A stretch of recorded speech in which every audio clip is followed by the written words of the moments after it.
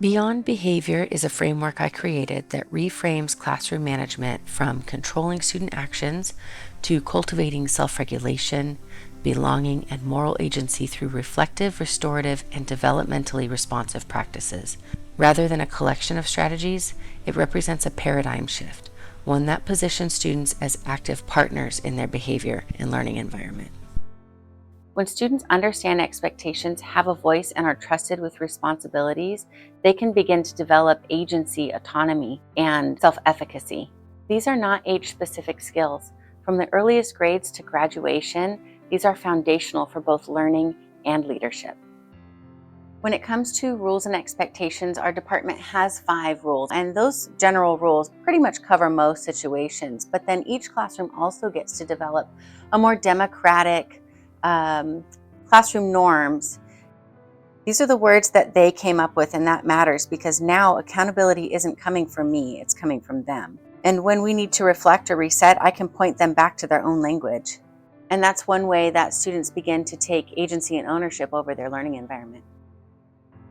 In my classroom, I use 2 types of reward systems. I have a whole group marble jar and then an individual token system.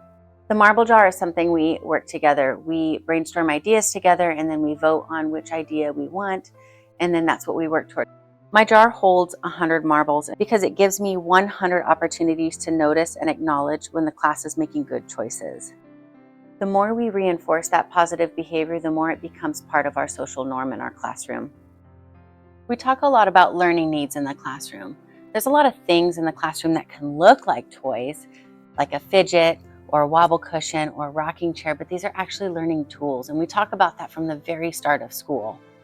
And we talk a lot about how not every learner needs the same tool to learn, but for those who do need it, these things are available anytime. For students who don't, those tools can be earned through token systems. This helps students understand equity, that fair doesn't always mean equal, and that the tools exist to support learning. Because every student is working on their own goals, I also use a personal token economy system. And this is great because I'm always looking for an opportunity for them to token up. There are lots of opportunities for autonomy and leadership in my classroom. One of my favorite jobs is the teacher helper job. Sometimes I use this job when students are struggling to resolve a conflict. I'll invite the teacher helper to be a problem solver, with the understanding that whatever they decide, the teacher helper, the students have to do. Sometimes it forces the students to come to a resolution and to work that problem out because they don't want someone else making that choice for them. And then sometimes they just do need that help and the teacher helper makes the choice for them and we can move on. Either way, it's a great tool and it sends the message to the classroom that this is our classroom. Everything in my classroom is structured. Everybody stop. Oh, remember we do it the first time. Try again. Hands on top. Everybody stop. Awesome. You're going to, when I say ready, set, go, you're going to clean off your desks and you're going to line up at the door for snack. Ready, set, go. Be on the carpet in 5, 4, 3,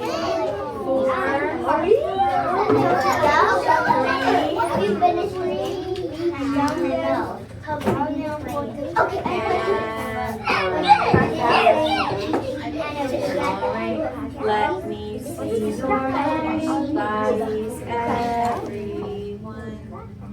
Oh, I see 3 students who need to fix their bodies. Ready, 3, 2, 1. Nice job.